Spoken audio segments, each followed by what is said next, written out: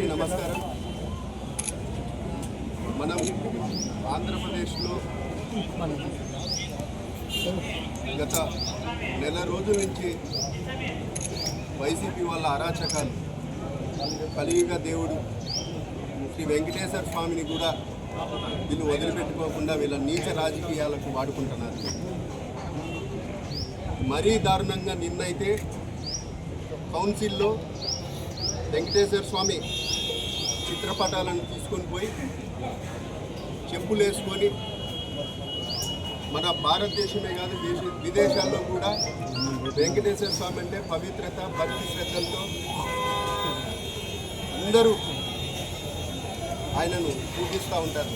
అటువంటి వెంకటేశ్వర స్వామిని చిత్రపటాన్ని కౌన్సిల్లో చెప్పులు వేసుకొని తీసుకొని పోవడం చాలా దారుణం.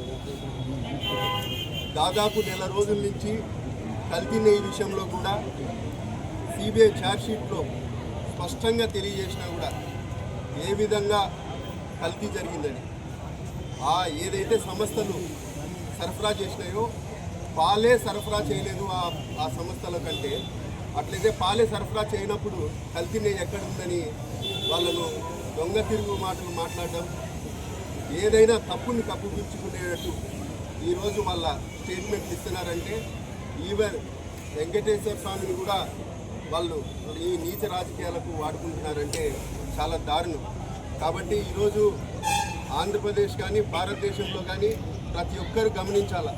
ఈరోజు ప్రతిపక్షంలో ఉన్న అధికారంలో ఉన్నా కూడా వైసీపీ నీచ రాజకీయాలు, వాళ్ళ మాటలు, వాళ్ళ భాష, గతంలో కూడా అసెంబ్లీ సాక్షిగా వాళ్ళ మాటలు మహిళలను కించపరిచే విధంగా, మంత్రులు సైతం, ఎమ్మెల్యేలు సైతం జగన్మోహన్ రెడ్డి గారి కనుసన్నల్లో ఈవెన్ జగన్మోహన్ రెడ్డి గారు ముఖ్యమంత్రిగా ఉండి వాళ్ళందరినీ కంట్రోల్ చేయాల్సింది పోయి ఇంకా వాళ్ళను పైకి ఎగదోలి ఈ విధంగా మాట్లాడండి, వెకిలి చేష్టలు, నీచ భాష మాట్లాడడం అనేది గతంలో మనం చూసినాం.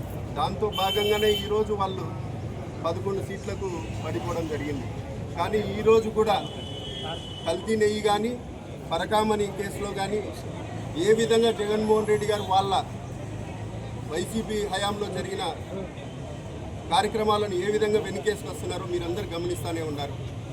పరకామణి కేసులో అయితే ఏముంది, దాదాపు విదేశీ కరెన్సీ $70-80 కదా అని కప్పిపుచ్చుకోవడం జరుగుతూ ఉంది జగన్మోహన్ రెడ్డి గారు.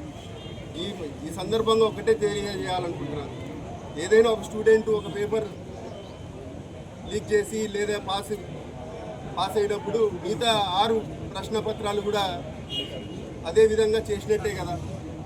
ఈరోజు ఒక్కరోజు దొరికితే కాదు, 365 రోజుల ఇంటూ 5 సంవత్సరాలు ఇదే విధంగా పరకామణి విషయంలో ఎంత డబ్బు దోచుకున్నారు.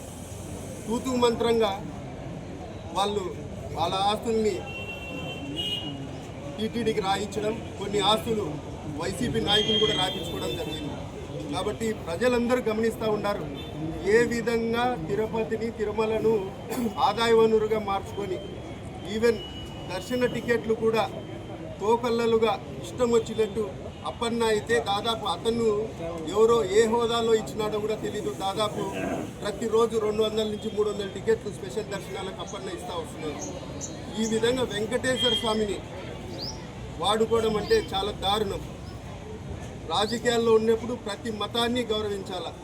మక్కాకు పోయినప్పుడు ఈ ముస్లింలు కానీ, లేకపోతే జెరూసలంకి పోయినప్పుడు క్రిస్టియన్ సోదరులు కానీ, అదేవిధంగా హిందూ దేశంలో మన భారతదేశంలో ప్రతి ఒక్కరూ ఈ కలియుగ దైవం వెంకటేశ్వర స్వామిని కూడా అంతా పవిత్రంగా భక్తి శ్రద్ధలతో అందరూ పోయి ముక్కులు తీర్చుకొని ఏదైనా ఆపద వస్తే కూడా ఆయనకు పోయి చెప్పుకునే పరిస్థితి. కాబట్టి ఈరోజు మన ఆంధ్రప్రదేశ్కి ఈ పరిస్థితి వచ్చిందంటే మనము ఈ వెంకటేశ్వర స్వామిని వేడుకుంటున్నాము.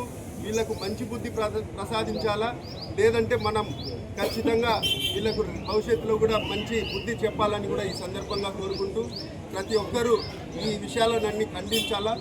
వెంకటేశ్వర స్వామి చిత్రపటాన్ని కౌన్సిల్లోకి తీసుకొని పోయి చెప్పులు వేసుకొని తీసుకోవడం అనేది చాలా దారుణమని కూడా ఈ సందర్భంగా తెలియజేస్తూ ఈ వెంకటేశ్వర స్వామినే